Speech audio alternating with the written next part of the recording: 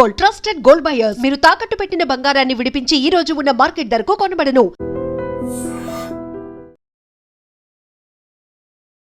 నమస్తే, welcome to I dream social spotlight with కవిత.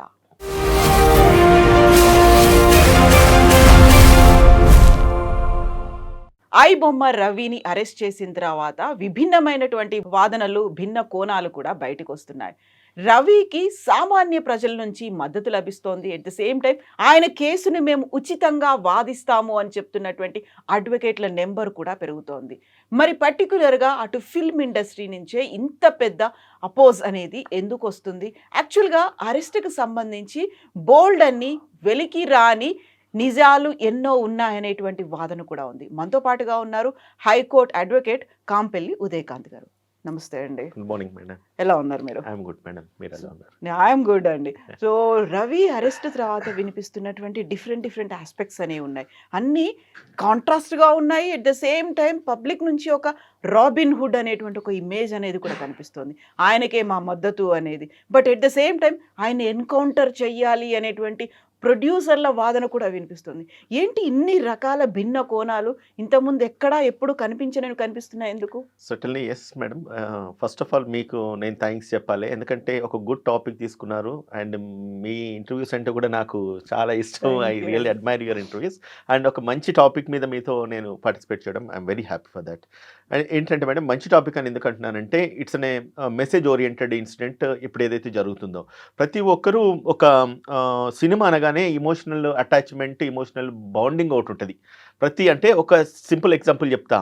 పెళ్ళైన new కపుల్స్కి కూడా మాట్లాడుకున్నప్పుడు ఏదైనా మంచి సినిమాకి వెళ్దామా, పార్క్కి వెళ్దామా, హనీమూన్ కంటే ముందు కూడా వాళ్ళ సినిమాకి వెళ్దామా అనుకునే థాట్ ప్రాసెస్లో ఉంటున్న అంటే ఒక వాట్ యు కాల్ లైక్ మంచి ఇమోషనల్ బాండింగ్ టచ్ అనేది ఆ సినిమాకు ఉంటుంది. That is the reason why people are respecting and admiring movies so much. అటువంటి మూవీస్ని ఈరోజు అందుబాటులో లేని పరిస్థితులు ఈరోజు తీసుకురావడానికి గల కారణాలు నేటి ప్రొడ్యూసర్స్, నేటి హీరోస్ హై రెమ్యునరేషన్స్ తీసుకోవడం, లేకపోతే హై కాస్ట్తోని మూవీస్ ప్రొడ్యూస్ చేయడం. అది ఒక కామన్ మ్యాన్కు రీచబుల్ లేదు. అండ్ ఒక కామన్ మ్యాన్ మాత్రమే ఈ రోజులలో వాళ్ళకున్న స్కెడ్యూల్స్లలో ఇప్పుడు మాకు లాంటి అడ్వకేట్స్, లేదంటే హై బిజినెస్ పీపుల్, లేకపోతే బిగ్ పొలిటీషియన్స్ ఎక్కువ టైం వేస్ట్ ఇచ్చారు సినిమాకి చూడడానికి. బట్ ఏమవుతుందంటే ఒక కామన్ పీపుల్ ఎవరైనా రిలాక్సేషన్ గురించి కానీ, లేకపోతే ఫ్యామిలీతో ఇట్లా హ్యాపీగా గడపాలని అనుకున్న వాళ్ళు ఎక్కువ సినిమాలకు వెళ్తారు. ఇప్పుడు ఏమవుతుందంటే ఎప్పుడైతే ఐ బొమ్మ రవిని అరెస్ట్ చేసినారో చాలామంది common people at the single స్ట్రెచ్లో, అంటే నేను ఎప్పుడు చూడనంత రియాక్షన్ ఈరోజు కేవలం ఈ ఇమ్మర్తి రవి మీద, లేకపోతే ఐ బొమ్మ న్యూస్ మీద ఎందుకు వస్తూ ఉన్నదంటే, ఈరోజు నేను ఇంట్లో కూర్చొని చూడడానికి ఒక యాక్సెస్ నాకుంది. నేను ఏదైతే చూడలేనో, ఏదైతే రీచ్ కాలేనో, ఏదైతే అందుకోలేనో దాన్ని నాకు ఐ బొమ్మ రవి అందించినాడు. అటువంటప్పుడు ఆయన అరెస్ట్ చేయడం ఎవరు టాలరేట్ చేయలేకపోతున్నారు, ఎవరు స్పేర్ చేయలేకపోతున్నారు. That is illegal. 100% ఏదైతే మీరు చూస్తున్నారో అది ఇల్లీగల్. దానివల్ల నష్టాలు ఈ ప్రొడ్యూసర్స్కు, సినిమా ఇండస్ట్రీస్కే కాదు కానీ కామన్ పీపుల్ కూడా వాళ్ళకి నష్టాలు ఉంటాయని చెప్పేసి ఈరోజు సైంటిఫిక్ రీజన్స్ కూడా కొన్ని చెప్తా ఉన్నాయి. ఒకవేళ మనం అందులోకి లాగిన్ అయితే కనుక మన డేటా కూడా వాళ్ళు సెక్యూర్ చేస్తారు.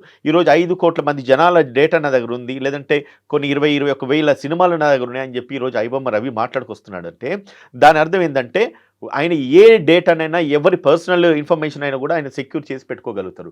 ఒక్కసారి ఆ సినిమాకి వెళ్ళిన తర్వాత వీళ్ళ యొక్క ప్రొవొకేషన్ ఏదైతే ఉన్నదో మళ్ళీ అది బెట్టింగ్ యాప్స్ వైపు తిప్పుతూ ఉన్నది. అండ్ ఆ బెట్టింగ్ యాప్స్లో మనం లాగిన్ అయినప్పుడు మన క్రెడెన్షియల్స్, మన బ్యాంక్ డీటెయిల్స్ అన్నీ కూడా వాళ్ళు క్యాప్చర్ చేస్తూ ఉన్నారు. అవన్నీ కూడా వెళ్తూ ఉన్నాయి. వాళ్ళ డేటా అంతా కూడా హోల్డ్ చేసి పెట్టుకుంటున్నాయి ఈ వెబ్సైట్స్ అనేసి ఏదైతే అంటూ ఉన్నారో, దీనివల్ల కూడా ప్రజలకు కూడా నష్టం చేకూరుతూ ఉన్నది అనేది కూడా ప్రభుత్వం ఒక ఇంట్రెస్ట్. సో దీన్ని మల్టీ డైమెన్షన్స్, అన్ని కోణాలు ఆలోచించాలి. So this the right platform. మీరు ఇంటర్వ్యూ చేయడం, నేను రావడం, అండ్ మీ ఛానల్ తీసుకోవడము. I just want to conclude. అందరికీ నేను ఒక విషయం చెప్పగలుగుతా. కామెంట్స్ రాసేటప్పుడు నెగిటివ్ కామెంట్స్ చాలామంది రాస్తారు, కానీ మనం మాట్లాడుతున్నది ఎవరి మనోభావాలు దెబ్బతించడం అనేది కాదు. అండ్ ఎవరు కూడా దీన్ని తప్పుగా తీసుకొని నెగిటివ్ మైండ్ సెట్లోకి వెళ్లకుండా సిస్టమ్ను అర్థం చేసుకొని మనము ఒకవేళ డీసెంట్గా, సిస్టమేటిక్గా, పొలైట్గా అర్థం చేసుకొని వెళ్తే ఖచ్చితంగా ప్రతి ప్రాబ్లంకి ఒక సొల్యూషన్ ఉంటుంది. ఈరోజు ఐ బొమ్మ రవి మీద మనము ఇన్ని అలిగేషన్స్ రేజ్ చేస్తున్నాం, సినిమా వాళ్ళ మీద మనం విరుచుకుపడతా ఉన్నాం పబ్లిక్. అండ్ సినిమా కామన్ మ్యాన్కు రీచబుల్ లేదనేసి అంటా ఉన్నాము. కామన్ మ్యాన్ రీచబుల్ కాకుండా చేసింది ఎవరు? ఈరోజు హీరోలను, లేకపోతే ప్రొడ్యూసర్లను దేవుళ్ళలాగా ట్రీట్ చేస్తుంది ఎవరు? ఆ స్టేచర్, ఆ పొజిషన్ తీసుకెళ్ళింది ఎవరు? మనం కదా, మన ప్రజలం కదా. ఈరోజు పాప్కార్న్ రేట్ ఎక్కువ ఉందంటే పాప్కార్న్ రేట్ ఎక్కువ ఉన్నప్పుడు కొంటున్నది మనం కాదా?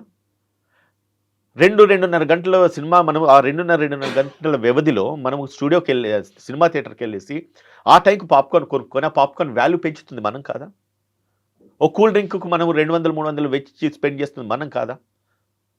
సో నేనేమంటున్నానంటే వన్స్ ప్రీ రిలీజ్ మూవ్ అవుతుందంటే దానికి ఇనిషియల్ డేస్లో 800-1000 రూపాయలు పెట్టి టికెట్ కొనుక్కొని మీరు వెళ్ళేదానికంటే ఒక 4 days ఆగండి.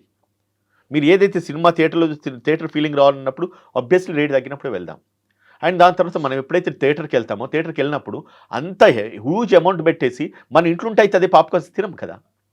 అదే పాప్కార్న్ తినాలంటే మనం జస్ట్ 10 రూపీస్ ప్యాక్ కొనుక్కుంటే దట్ వీ కెన్ ఎంజాయ్. మంచి హెల్దీ ఫుడ్ అయితే మన ఇంట్లో చేసుకుని తినొచ్చు. సో నేనేమంటున్నానంటే వాళ్ళని ఎంకరేజ్ చేసి ఆ స్థాయికి వాళ్ళని మిస్లీడ్ చేసేసి అంటే వాళ్ళకి అంత హైప్ క్రియేట్ చేసేసి ప్రజలమై ఉండి మనమే వాళ్ళని ఆ స్థాయికి తీసుకువెళ్ళి ఈరోజు ఇంత కాంట్రవర్షియల్కు దారితీసే పరిస్థితి ఎందుకు వచ్చింది? ఐబొమ్మ లాంటి వెబ్సైట్స్ ఒకటి కాకపోతే ఇంకో బొమ్మ వస్తే ఇంకో బొమ్మ కాకపోతే ఇంకోటి వస్తుంది. ఇప్పుడు ఐబొమ్మ 1 అనేది కూడా వచ్చిందంట. వైబొమ్మ అది అంటే దీన్ని ఏమవుతుందంటే ఐబొమ్మ దీన్ని క్లిక్ చేయగానే అది రూట్ అవుట్ అవుతుందంట. అంటే once criminal when he wants to make something definitely alternates మాత్రం ఆలోచించుకుంటారు. అంటే తప్పించుకోవడానికి ఆలోచిస్తారు, లేదంటే కనుక దాన్ని మళ్ళీ కంటిన్యూ కావాలే ఈ ఒక సిస్టమ్ అనడానికి ఆలోచించుకొని కూడా తను దాన్ని రూట్ అవుట్ చేసుకుంటున్నాడు. అంటే it cannot be stop madam. ఒకటి నేరం జరుగుతుంది, నేరం సిస్టంలో ఉంది, వ్యవస్థలో ఇవన్నీ వాట్ యు కాల్ లైక్ ఈ వెబ్సైట్స్ ఏవైతే వచ్చినాయో లాంచ్ అవుతున్నాయో నడుస్తున్నాయంటే ఒకదానికొకటి క్రియేట్ అవుతుంది, ఇంటర్లింక్ అయి ఉంటుంది. అండ్ ఇంకోటి కూడా మేడం ఇది హై రెవెన్యూ జనరేట్ చేస్తుంది. విత్ స్మాల్ టాక్టిస్తోని you're investing nothing. Data steal చేస్తున్నాం, డేటాను మనము ఒక ప్లాట్ఫామ్ మీద స్టోర్ చేస్తున్నాము, ఆ డేటాలను మనము పబ్లిక్లో పంపిస్తున్నాము, పబ్లిక్ విచ్చిస్తున్నారు. ఆ విచ్చిస్తున్నప్పుడు ఆ చూస్తున్న దాని మీద వ్యూవర్షిప్ మీద మనకు మనీ సెగ్రిగేట్ అవుతుంది. ఇట్స్ లైక్ ఏంటంటే you invest nothing there. And ఇంకోటి ఇలీగల్గా అయితే కొనుక్కునేది కాదు కూడా అది. సో అటువంటిప్పుడు ఏమవుతుందంటే the more apply your mind and the more revenue gain. అటువంటిప్పుడు it's an easy money for public. ఇవాళ దొరికింది మేడం, ఏముంది తన మీద బుక్ అయిన కేసెస్ ఏమున్నా కూడా it's all bailable offences. And ఇంకోటి దీనికి అసలు జైలే లేదు. అటువంటి సిచ్యువేషన్లో ఈయనని అరెస్ట్ చేసేసి ఈరోజు జైల్లో పెట్టినారంటే మేబీ అటువంటి హై రెవెన్యూ ఉన్న వాళ్ళు లేదంటే హై స్టేక్ ఉన్న కేసెస్ ఏవైతే ఉన్నాయో దాని మీద ఖచ్చితంగా అరెస్ట్ చేయొచ్చు. చేసేసి ఎవిడెన్స్ విట్నెస్ ఇన్ఫ్లుయెన్స్ కాకుండా కానీ, ఎవిడెన్స్ ట్యాంపర్ కాకుండా కానీ, లేదంటే కనుక విట్నెస్ను ఒకవేళంటే ఈ ఏవైతే రిలవెంట్ కేసుకు సంబంధించిన రిక్వైర్డ్ డేటా ఏదైనా దాన్ని మిస్యూజ్ చేయకుండా కానీ. సో దీన్ని అన్ని ప్రొటెక్ట్ చేసుకోవడానికి పోలీసులు ఏం చేస్తారంటే ఖచ్చితంగా ఒక వ్యక్తిని అరెస్ట్ చేసేసి వాళ్ళ కస్టడీలో పెట్టుకొని ఎంక్వైరీ చేసేసి ఇంకా కూడా మళ్ళీ అవి ఎలాబరేట్ కాకుండా లేకపోతే స్ప్రెడ్ కాకుండా ప్రొటెక్ట్ చేసే ప్రాసెస్లో ఆయనని అరెస్ట్ చేసినారు, రిమైండ్ చేసినారు. నిన్న మొన్న పోలీస్ కస్టడీ అడిగినారు. ఇన్వెస్టిగేషన్ ఇంకా కూడా బయటికి విషయాలు వస్తాయని చెప్పేసి వీఆర్ ఎక్స్పెక్టింగ్ మేడం. సో 5 రోజుల కస్టడీ అనేది తీసుకున్నారు. దీంతో పాటుగా వచ్చేటువంటి విభిన్నమైనటువంటి వాదనలు, ఒక పర్సన్ ఆయన చేసింది లీగల్ అనేదేమో ప్రజలు అనుకుంటున్నారు, ఇల్లీగల్ అనేదేమో ఇండస్ట్రీ అనుకుంటోంది. రాబిన్ హుడ్ అంటారు, లేకుంటే ఎన్కౌంటర్ చేయాలి అని అంటారు. దీంతో పాటుగా వచ్చేటువంటి బోల్డ్ అని క్వశ్చన్స్ కేవలం రవి మాత్రమే చేశాడు. రవి చుట్టూ ఉన్నటువంటి నెట్వర్క్, ఇన్ని సినిమాలు, ఆయన ఎక్కడో వేరే ఏదో కంట్రీలో కూర్చున్నాడు, మన సిటిజన్ కూడా కాదు, ఆ సిటిజన్షిప్ తీసేసుకున్నాడు. ఎక్కడ అరెస్ట్ చేశారు, ఎప్పుడు అరెస్ట్ చేశారు, ఎంతమందిని అరెస్ట్ చేశారు, బోల్డ్ అని క్వశ్చన్ మార్క్స్ అయితే ఉన్నాయి కదా. కాన్ఫ్లిక్ట్ ఎక్కడ అవుతుందంటే మేడం, నేను చాలా వెబ్సైట్స్లో కానీ గూగుల్లో సెర్చ్ చేసినప్పుడు ఒకసారి ఏమో ఎయిర్పోర్ట్లో అరెస్ట్ చేసినాను, ఒకసారి చూస్తున్న కుక్కటిపల్లిలో అరెస్ట్ చేసినారు, ఆయన ఇంట్లో అరెస్ట్ చేసినారు, ఒకసారి ఏమో ఒకే వ్యక్తిని అరెస్ట్ చేసిన అంటున్నారు. దాని తర్వాత ఒక్క వ్యక్తిని చేయడు కదా, ఆయన చుట్టూ ఇంకోటి ఏదో ఒక నెట్వర్క్ అవుతుంది కదా. మరి వాళ్ళంతా ఏమైనారు, వాళ్ళని ఎందుకు అరెస్ట్ చేయలేదు? వాళ్ళని అరెస్ట్ చేసేసి ఇంకా ఏదైనా వాళ్ళని దాచినారా, ఇంకేదైనా ఎవిడెన్స్ వీళ్ళు ఏమైనా గ్యాదర్ చేస్తున్నారా పోలీస్ అనేది కూడా పోలీస్ డ్యూటీలో భాగంగా ఇవన్నీ చేయాల్సిన అవసరం ఉన్నది. సో బట్ 15th నాడే అరెస్ట్ చేసినారా, అంతకంటే ముందు అరెస్ట్ చేసినారా?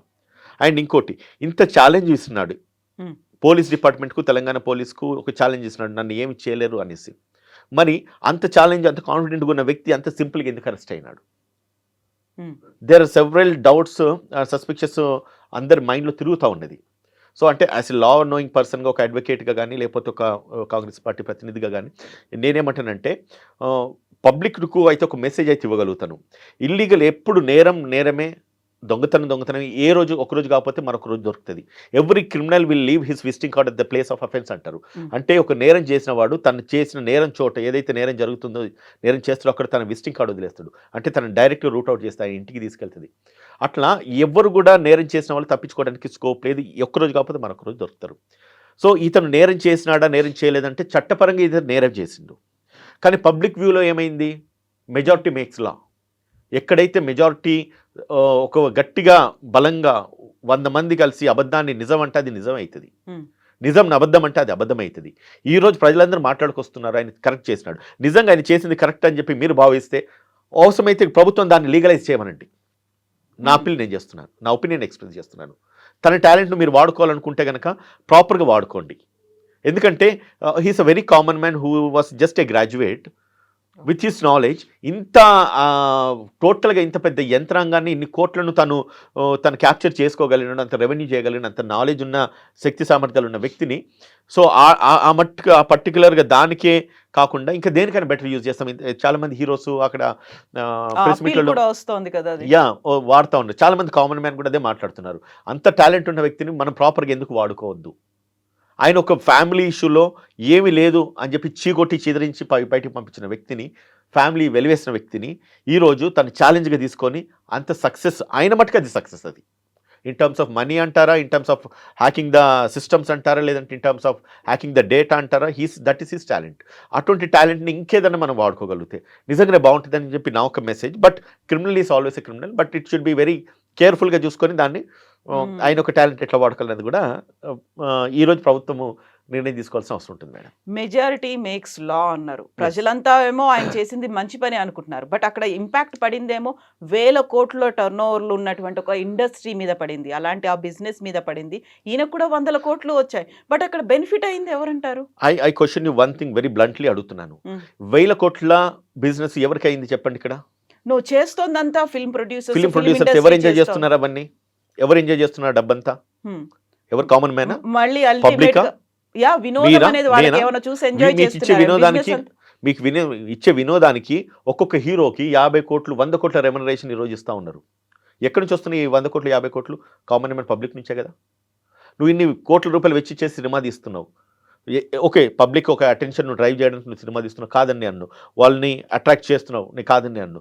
బట్ మీరు చేస్తున్న ప్రాసెస్లో పబ్లిక్ ఇమోషన్ను డ్రాగ్ చేసేసి ఆ రేట్లో మీరు హైప్లో ఎప్పుడైతే టికెట్స్ రేట్లు పెడుతున్నారో, లేకపోతే ఏవైతే ఎమ్యూనిటీస్ ఫెసిలిటీస్ ఏవైతే ఉన్నాయో ఇవన్నిటికీ మీరు అబ్నార్మల్ రేట్స్ ఇస్తున్నప్పుడు, వాడు రీచబుల్గా లేనప్పుడు ఏది ఉన్నా కదా మేడం. ఒకటి ఏంటంటే ఒక వ్యక్తి ఏదైతే ఆశపడతాడో దాన్ని అందుకోవడానికి ఏదైనా చేయగలుగుతాడు, ఏదైనా చేస్తాడు కూడా. సో ఇక్కడికి వచ్చిన తర్వాత తన సినిమా చూడాలని ఆశపడుతున్నాడు, కానీ ఆ సినిమా రీచబుల్గా లేదు. ఏం చేయాలి మరి? ఆ హీరోని, నువ్వు ఏదైతే క్రేజ్ క్రియేట్ చేసిన హీరోని గుండెల్లో పెట్టుకొని పూజించి ఆరాధించే అభిమానులంతా కూడా నేను అందుకోలేకపోతున్నప్పుడు ఏం చేయాలి చెప్పండి? అడ్డదారులు దొంగదారులు వెతుక్కోవాల్సిందే కదా. అండ్ వీళ్ళు ఇంత అమౌంట్ ఇంత ఇన్వెస్ట్ చేస్తున్నారు ఎందు గురించి? ఎవరి కోసం? Are the doing any charity? For their benefit, right? వాళ్ళొక లాభాల గురించి చేసుకుంటూ వాళ్ళ లాభాలు వాళ్ళు ఎంజాయ్ చేస్తూ ఏదో దేశాన్ని ఉద్ధరించినట్టుగా సినిమా యాక్టర్స్ ఈరోజు ఫీల్ కావాల్సిన అవసరం లేదు. సి కళ్యాణ్ మాట్లాడుతూ ఎన్కౌంటర్ చేయాలంటున్నాడు. What is your authority to make that statement? ప్రభుత్వం ఏమైనా నీకు నౌకర్లా? And encounter is that easy. And encounter యొక్క పదం యొక్క అర్థం, ఆ డెఫినేషన్ నీకు తెలుసా? ఒక వ్యక్తి తన ప్రాణాన్ని కాపాడుకోవడానికి ఇంకొక వ్యక్తి మన ప్రాణానికి హాని చేస్తున్నప్పుడు రైట్ ఆఫ్ ప్రైవేట్ డిఫెన్స్ కింద వాడిని చంపిన నేరం కాదు కాబట్టి పోలీసులకు అది ప్రత్యేక అధికారం ఉంటుంది కాబట్టి వాళ్ళు ఎన్కౌంటర్ ప్రాసెస్లో ఎదుటి వ్యక్తిని మన ప్రాణాలు కాపాడుకోవడానికి ఎన్కౌంటర్ చేస్తారు. అది ఎప్పుడు వాళ్ళు చంపుతున్నారు లేకపోతే మనం చనిపోబోతున్నాము అన్న సిచ్యువేషన్ వచ్చినప్పుడు గత్యంతరం లేక అని చంపితే అది ఎన్కౌంటర్ అవుతుంది.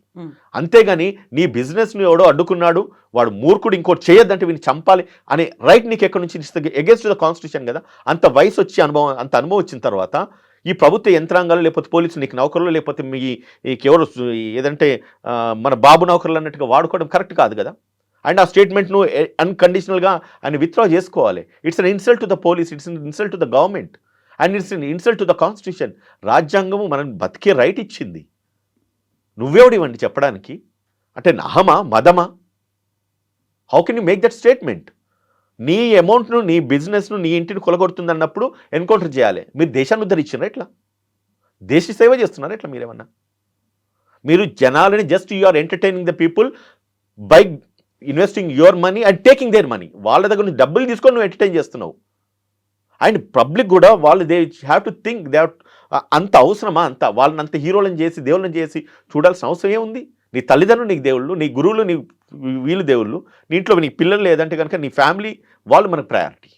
సో అది కాదని చెప్పేసి వీళ్ళని ఆ స్టేజ్కి మనం తీసుకెళ్ళిన తర్వాత వాళ్ళు ఖచ్చితంగా అడ్వాంటేజ్ తీసుకోరా.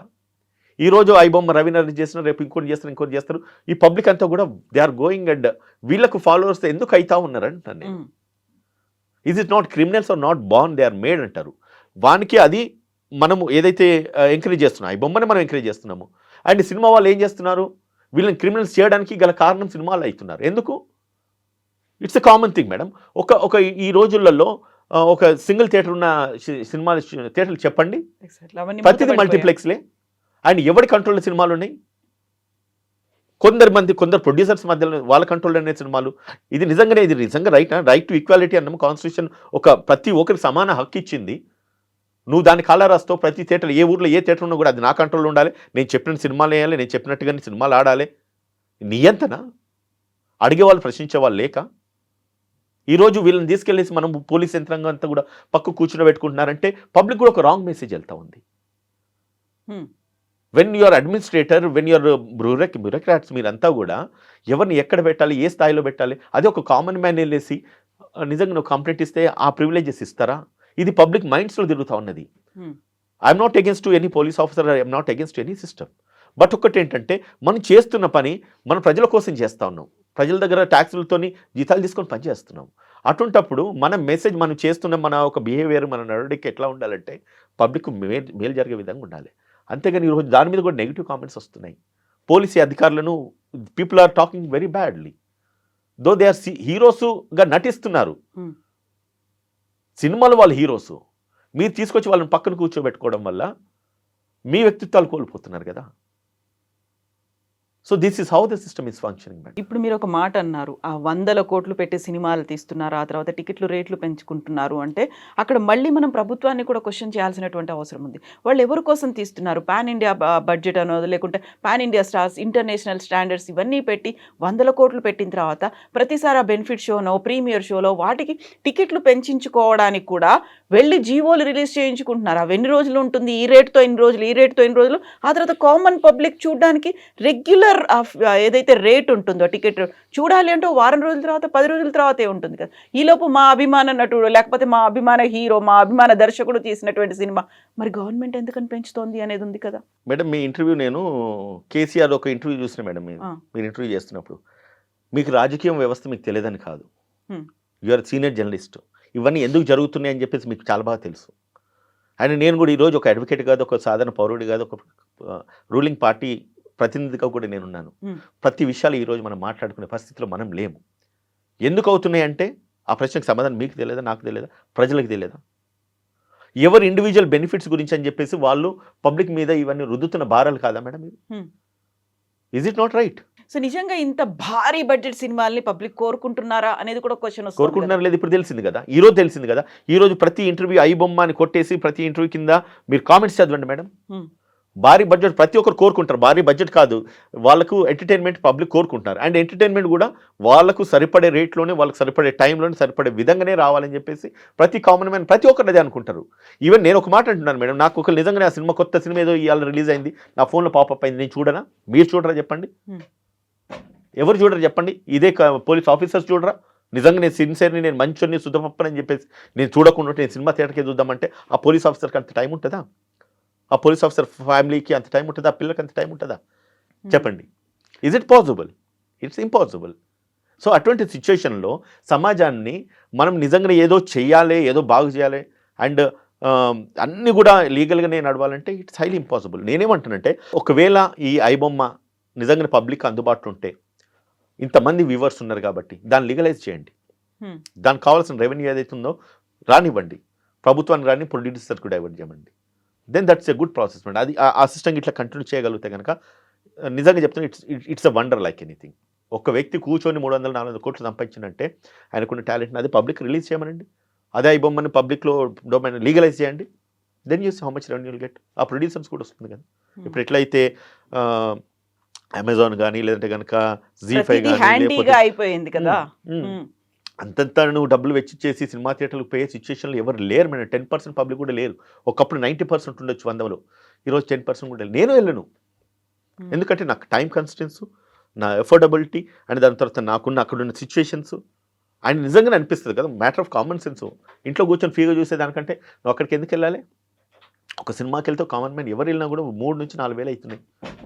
పిల్లల్ని పట్టుకొని పోతే 5-6 వేలు 7-8 వేలు అవుతున్నాయి. కార్ స్టార్ట్ చేసేప్పటి నుంచి కార్ ఇంటి దగ్గర తీసుకొచ్చి పార్క్ చేసినప్పుడు ప్రతిదీ ఖర్చు కదా. నేను ఎందుకు చేస్తాను? I want this cinema, I want to see Ram Charan, I want to see Allu Arjun, I want to see NTR, లేదంటే కనుక I want to see Chiranjeevi or లేకపోతే నాగార్జున.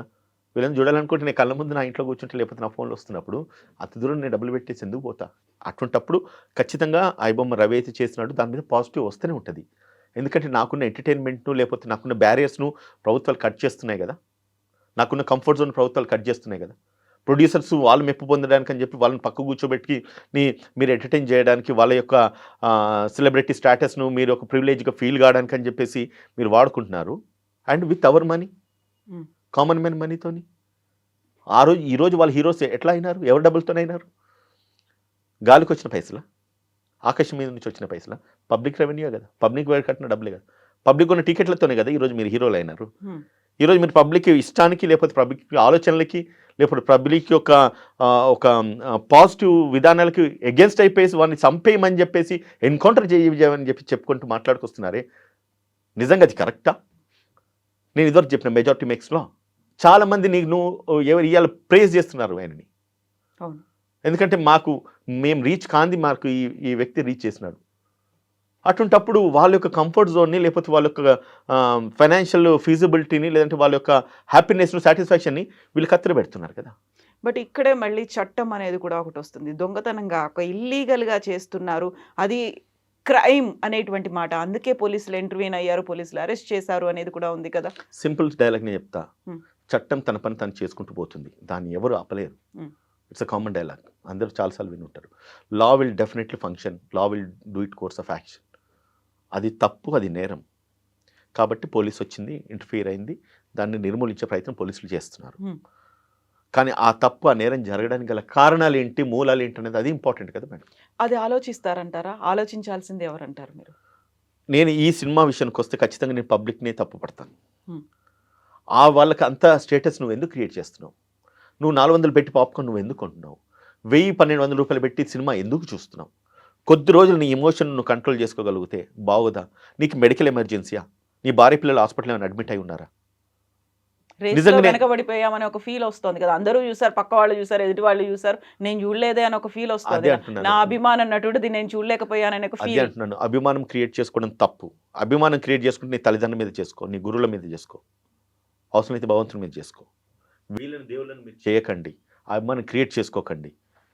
మిమ్మల్ని ఎంటర్టైన్ చేస్తున్నారు ఈ రోజులలో. ఇదివరకంటే సినిమా పోతే ఎంటర్టైన్మెంట్ మేడం, ఈరోజు నువ్వు జస్ట్ యూట్యూబ్ కొడితే ప్రతిది ఎంటర్టైన్మెంటే.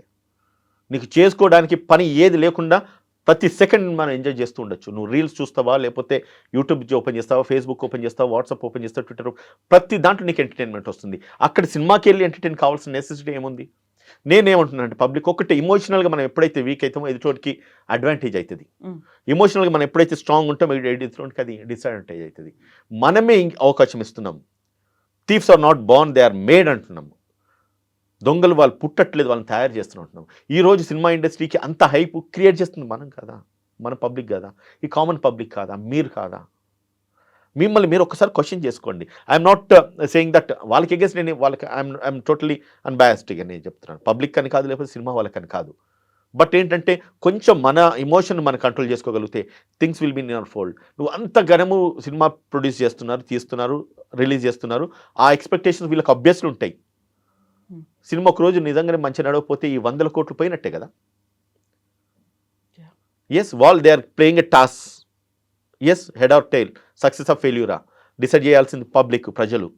వాళ్ళ తలరాతలను డిసైడ్ చేసేంత సామర్థ్యం ప్రజల్లో ఉన్నప్పుడు వాళ్ళు మనకు అనుకూలంగా ఉంచే విధంగా మనం ఎందుకు చేయలేకపోతున్నాం అనేది మనకెందుకు ఉండొద్దు? మనకెందుకు ఆలోచన ఉండద్దు? మనం ఎందుకు చేయలేము? మనకి చెప్పేవాళ్ళు లేకనా?